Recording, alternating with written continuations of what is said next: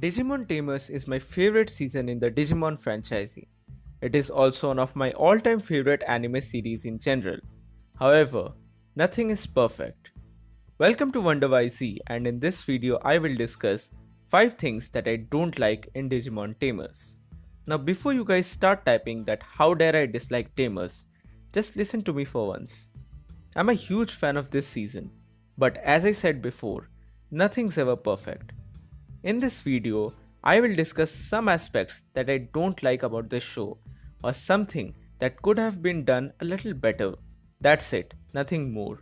And don't worry, 5 things I love about Tamers will come real soon, so stay tuned for that. Anyway, now let's begin. Number 5. Juri's parents, or more specifically, Juri's dad. The person who is indirectly responsible for the D-Reaper in the first place.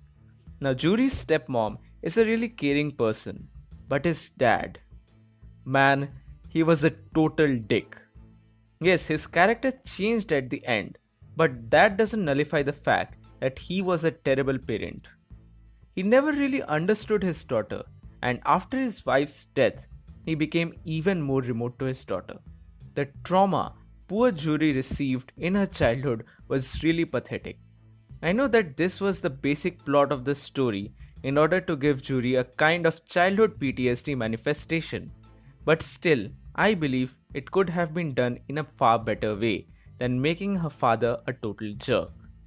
I mean, if you cannot understand that someone or something is impersonating your daughter for days while your real daughter is locked up somewhere else, I'm afraid you have really failed as a parent.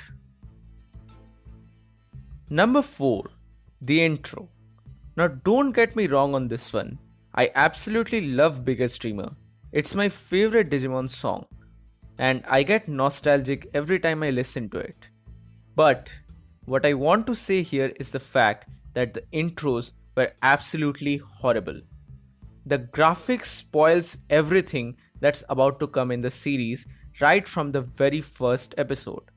Have a look at these screenshots from the first episode itself. It is spoiling everything, right from Dukemon, Sakuyamon, and Saint Gargomon. I mean, what the hell is going on? The first episode has not aired yet, and they are still showing every form of the main Digimon cast. Not just that, they have already spoiled that Juri, Kenta, and Hirokazu will become Tamers eventually in this series. They didn't even leave Shuo-chan, who was introduced much later in the series.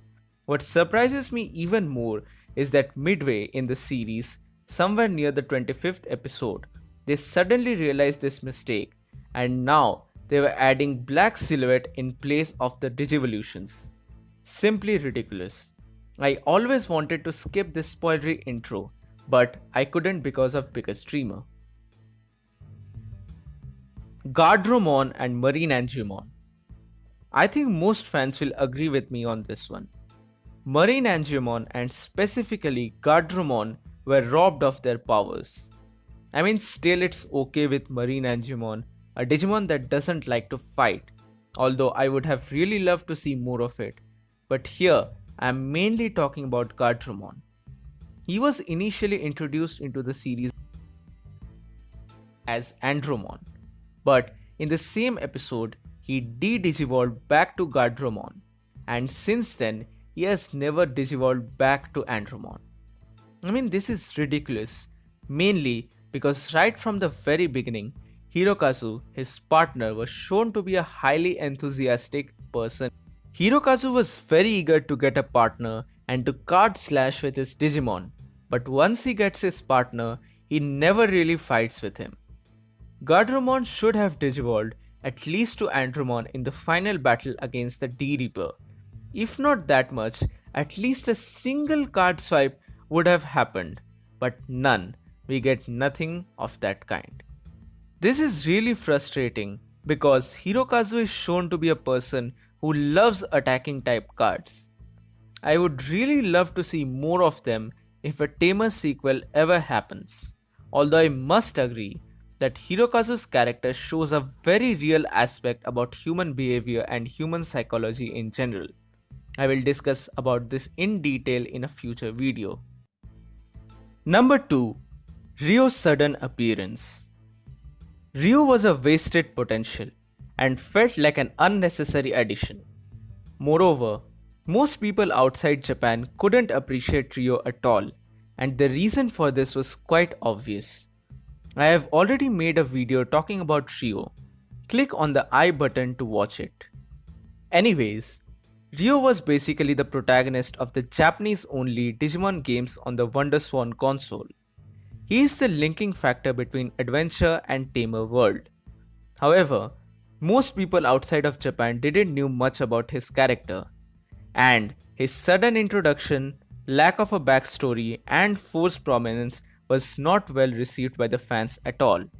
On one end, we had a character introduced in the first episode like Hirokazu, whose partner didn't get to fight at all, and on the other side, there was Ryo, who directly gets a biomerge. It was really rushed. I wish Ryo was handled better, especially now that I know about his awesome adventures confronting none other than the Millennium Mon. And number 1, Majid Rahman. I don't want to say this, but I really dislike or rather hate the way Majid Rahman was handled by this show. Now don't get me wrong on this one. I absolutely love Majid Rahman as a Digimon, but I hated the way this beast was handled by the show. I mean, Majid Rahman was literally the embodiment and manifestation of anger, rage, and all the negative emotions in the world. Its mere existence was a threat not only to the digital world but also to the real world. A total beast incarnate from the lovable goofball of Gilmore. The beginning and introduction was just perfect, but what came next sucked. We never got to see the real potential of this beastly dragon. It was only held apart by Beelzemon, who was trying to save himself from this beast. There was nothing that really happened here. No strong moments, just a plot device for Dukemon to appear. It would have been so much better if we got to see the real chaos being made by Majid Rahman, maybe like killing a Deva in one shot or something like that. I really hate the way this monster was tamed in this series, and I wish to see more of Majid Rahman if Tamers got a sequel in the future. So these were my thoughts about Digimon Tamers. Thank you so much for watching. Give this video a thumbs up and subscribe to my channel for more. Thank you so much for watching once again. That's it for today. This is WonderYC.